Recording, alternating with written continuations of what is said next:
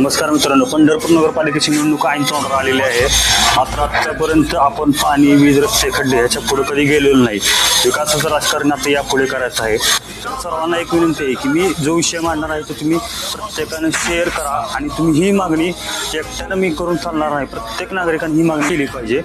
तेव्हा माझा विषय आहे की पंढरपूर नगरपालिकेची मुख्य बाजारपेठमध्ये ग्रामीण आणि शहरी भागातून बऱ्यापैकी भरपूर शेतकरी वर्ग हा भाजी विक्रीसाठी किंवा खरेदीसाठी येत असतो. मात्र आतापर्यंत तिथे कुठलाही कॉन्क्रीट रोड किंवा त्याचे नूतनीकरण करण्यात आलेलं नाही. येत्या नगरपालिकेत जो पक्ष किंवा जो गट किंवा जो उमेदवार ही मागणी पूर्ण करण्याचे आश्वासन न देता तो पूर्णतः सत्यात उतरवेल. तसेच तुम्ही बघत असतात भाजीपाल्यासहित शेतकऱ्यांची हेळसांड किती होते. थोडा जरी पाऊस पडला तर चिखल इथे भरपूर प्रमाणात होतं, भाज्यांचं नुकसान होतं. जे आपण खरेदी करण्यासाठी जातो त्या प्रत्येकाला सुद्धा त्याचा भरपूर त्रास होत आहे.